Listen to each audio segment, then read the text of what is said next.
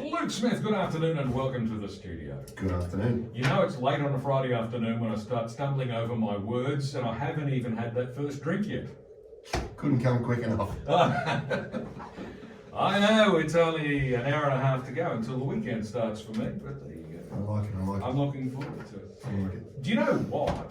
Today is June the 2nd, which means the end of the financial year has just suddenly crept right up on us and it's about to smack us in the face. Mate, like a bullet train, and it's been, I'll get ready for this, and, and today is really, And now it's hey, here.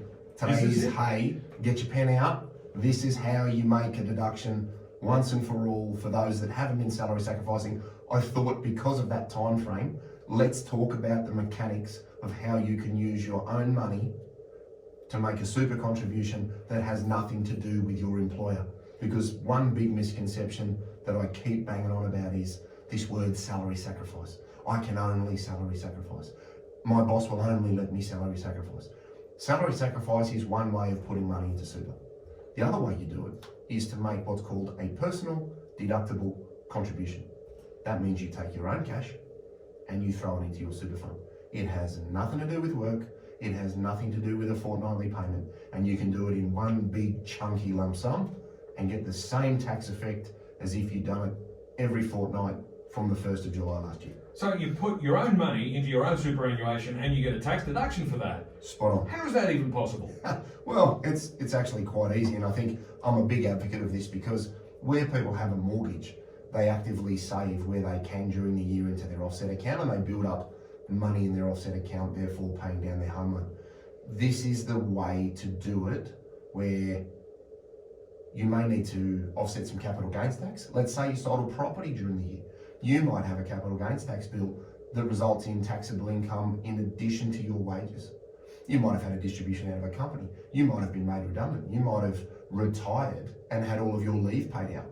So you've got additional taxable income this year. So what people can do is they can get hold of their cash. Now, that can be out of a bank account, that could be out of an offset account, that could be out of a redraw account, that could fall out of the sky, that could be from your mum's piggy bank. It doesn't matter where you get it. Fall off the back of a truck. Back of a truck, we find a pallet of it in Maroubra, happy days. And what you want to do is first say, right, how much can I put in? We know that the limit is 27,500. Now, what you need to take off that limit for this 12-month period is any money that's come from your employer through superannuation guarantee payments. If you're in a defined benefit scheme, call up the fund and say, what are you allocating towards this limit? And they will give it to you over the phone, or you can log in and get it on the website. Okay, so allow for money that's come from your employer and anything you may be salary sacrificing during the year. Okay, so the limit's 27.5. Let's say we got 17,500, we'll keep the numbers round. 17,500 of superannuation guarantee from our boss. That means you have $10,000 of what we call cap space. Now, you take your 10,000 bucks out of the bank. You ring up your super fund and say, hey, Mr. Super Fund, I'd like to put some money into my account. How can I do that? Some funds will give you a BSB and an account number. Some funds will give you BPay and a reference number. Do whatever your fund needs. Put your money in, okay? Once the money is in, you must tell your fund, hey, Mr. Super Fund, I'm going to claim a tax deduction for this. What that says to the fund is the fund needs to pay the 15% contributions tax to the ATO. To do that, you must lodge what's called a notice of intent. If you Google that, bang, first line, PDF from the ATO, standardised form. What that form does, it says, hey, this is me, this is my tax file number, this is my super fund. Hey, Mr. Smith, what would you like to put into the 2023 financial year? I'm going to put $10,000 in, and you write that on the form. Then underneath it, in the next question, it says, how much would you like to claim of that $10,000 as a tax deduction? Now you want those two numbers to match if you want a deduction for the amount of money that you put in. So you have 10,000 going in, you have 10,000 under it that says, hey, I'm claiming all of this as a tax deduction. You sign it and you send it into the fund after the money is in the account. But before your time runs out. Well, as long as the money is cleared before 30 June, you can send the form in after that. Right. I would do it at the same time because it wouldn't be the first time somebody's forgot to send the form. Now, I can't stress enough, no form, no deduction. And the reason the form is vital is that any personal money that you put into your super fund is treated as a tax-free contribution by default. So as the name says, it's a notice of intent. It's telling the fund, hey, I intend to claim this as a tax deduction, so please remit the 15% tax. Now, if you're making $150,000 in wages, you're paying 39 cents in the dollar in tax. So 15% going into super is very, very advantageous from a tax savings perspective. If you said, well, I don't have cash in the bank, you might have an offset account on your house. You might have a redraw facility on your house. Now, if you do the maths, if your marginal tax rate's 39% and you're paying 15% contributions tax, you're saving 24%. So even if you pull the money out of your house at 5 or 6%, you're still making a significant saving when you look at the alternative, which is do nothing and just pay tax. So we check and see how much we've had from work. That works out how much room we have. We then go to the fund and say, how can I put this money in? You then direct the money into the account. You get your notice of intent, you fill that out after the money's gone in, and then you submit that to the fund. And you might say, is that it? And I would say, no, there's a little bit more. Once the money has gone into the fund will write back to you and say, hey Leon, thanks for giving us that notification. We've remitted that tax for you. Now, that piece of communication will come to you in writing. Some funds will send it to you by email. Keep that, give that to your accountant, because that tells your accountant, hey, that $10,000 has been treated correctly by the super fund. You lodge a $10,000 income deduction, so your $150,000 of wages becomes $140,000 of taxable income. Your employer doesn't know about it, so when your accountant lodges your tax return, he says, oh, they've been taxing you on 150. They should have been taxing you on 140. Here's a refund, all things being equal. Now, if you've sold a property during this 12-month period, then you have a capital gain. That means that you have income added to your salary from a tax perspective. Yes. This is where you might say, I'll use the catch-up rules, where you look at this year's space, you look at last year's space, and you go right back to 2019. You might have $50,000 or $60,000 of space. You could put $50,000 or $60,000 space permitting into the fund this year and get a $50,000 tax deduction. Now, to be able to do that, you have to have less than $500,000 of total super at 30 June 2022, not today. And you need to be able to look back and have that space, and you can only look back to 2019 because that's when the legislation came into effect. So if you've got a really lumpy sale of an asset and you've made lots of money, think about using the catch-up concessional legislation, which is just the annual limit looking backwards. But again, get your accountant involved. They'll be able to tell you the sweet spot and the pros and the cons of doing so to try and mitigate the capital gains tax on the sale of a house. So I guess the key things to remember there are the $27,500 total cap. Yes. And it's a total cap, so Correct. that's for all sources of contributions into your super, whether it's from your employer or whether it's from an additional payment that you're making out of your own personal funds. And also across all funds. A lot of people say, oh, it's 27.5 for this fund and that fund and this fund. It's 27,500 for the entire shooting match, no matter how many super funds you have. Okay, so if you've got 5 different super funds, it's still the same cap for the lot of them all across the board, not $27,500 for each fund. Correct. It's $27,500 in total. And the other big thing to remember is this look back provision where if you've got unused cap space from previous years, you can also use that to make a larger contribution, which obviously is very advantageous, particularly if you've got that capital gain that you're talking about. Exactly. Now, mistake for young players. The 19 and 20 financial years, the limit was 25,000, not 27,500. So don't jump back and take it all off 27,500. For the 19 and 20 financial years, you need to take what came in from work away from 25,000 to work out your space there. You can also log into your MyGov account if you've got your superannuation linked to that. Now, I wouldn't trust that information because that can be impacted by when the super fund reports. And you can, I saw one last week where he said, oh, I did nothing last year. No, Billy, you did 27.5. But MyGov says 0. Well, MyGov's wrong. So check with your fund, check with MyGov. Don't take what's on MyGov as gospel because it isn't. Check with your fund first because that will be your source of truth.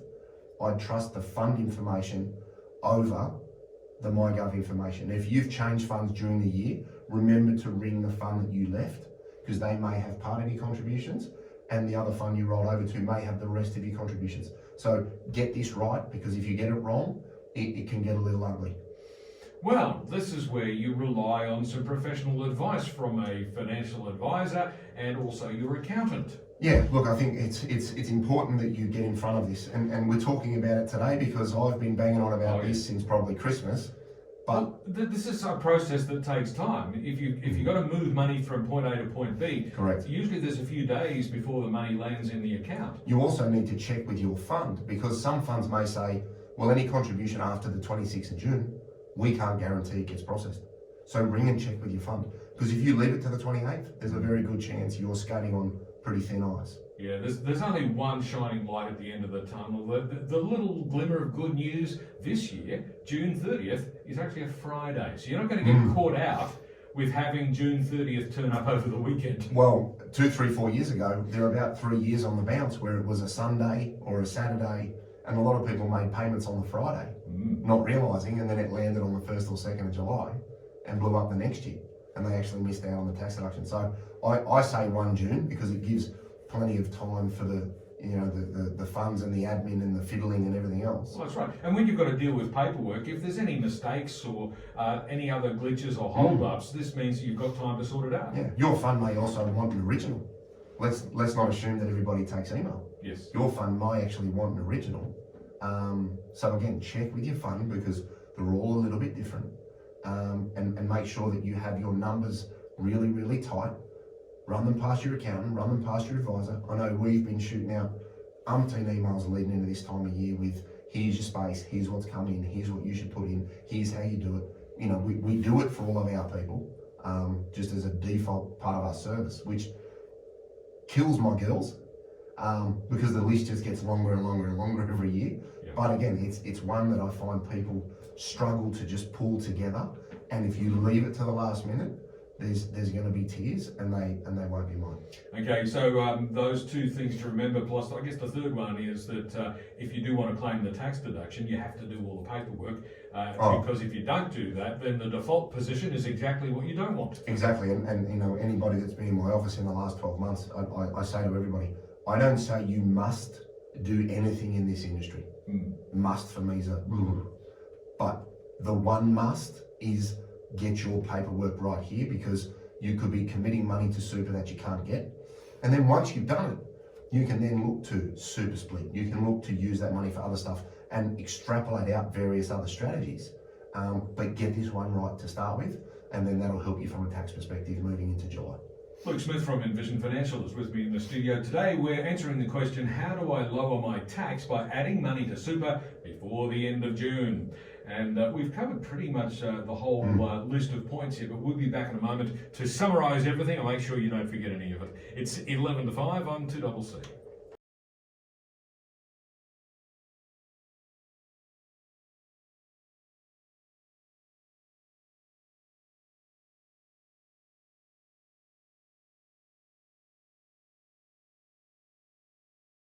Seven minutes to 5. Luke Smith from Envision Financial is with me in the studio today. We're answering the question today, how do I lower my tax by adding money into super before the end of June? Now, that's not the only way you can lower your tax, but it is a very clever way. It is, and it's the way that you do it when you've been meaning to go to your employer all year and set up a salary sacrifice arrangement. So salary sacrifice was the old school way of doing it, and it still applies, and it's still great in some situations, and it can be used during the year. Where you've been filling up an offset account to offset the effect of rising interest rates, it now makes a lot of sense to potentially use some of that money or savings to add to superannuation. And as we said before the ad break, that could also be from the sale proceeds of an asset like a house. and offset some of the capital gains in conjunction with good tax advice from your accountant. So people need to keep the following in mind. Don't leave it too late. Funds must be cleared in the super fund before 30 June, okay? Check your employer contributions, check your space, and your space is the difference between what's come in against 27,500 this financial year. You need to add your money to the fund. You then need to tell the fund by using a notice of intent, hey, I've put in X and I'm claiming X. Now, if you want to claim 100% of the money that you put in, make sure those two numbers on that form match and they are row by row underneath each other. Okay? Sign it, send it into the fund that you put the money into. The fund will then write back to you and say, hey Leon, thanks for the paperwork. We'll remit that tax. Keep that notification, give it to your tax agent, because they'll want that as proof that the paperwork has been lodged correctly. Yep. And then your employer will say, okay, Leon, you claim 10, 15, 20 grand. I'll get you for 10, 15, $20,000 tax deduction off your income over the last 12 months. So given the super fund tax rate is 15% and your marginal tax rate may be 39 or 49%, you're going to save a significant amount of money by doing this. You're also going to bolster your superannuation capital base, under which earnings will be better from a tax standpoint over the longer term.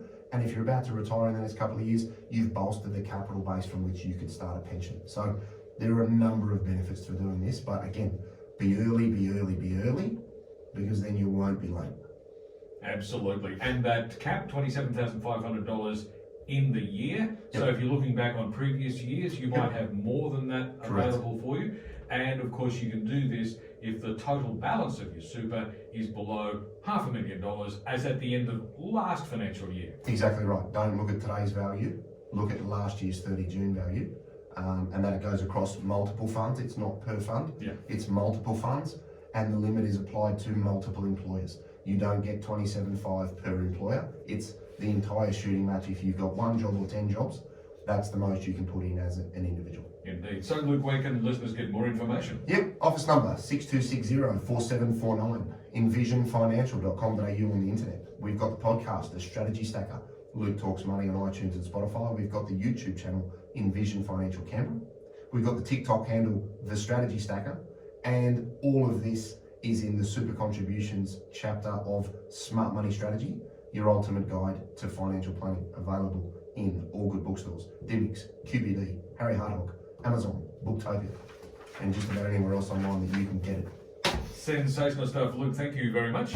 We'll see you next week. We will see you again next Friday afternoon at the same time, right here on 2CC when Luke Smith from Envision Financial returns to talk money matters once again. It's 3 minutes to 5 on 2CC. It's Canberra Live, and all the latest news is next.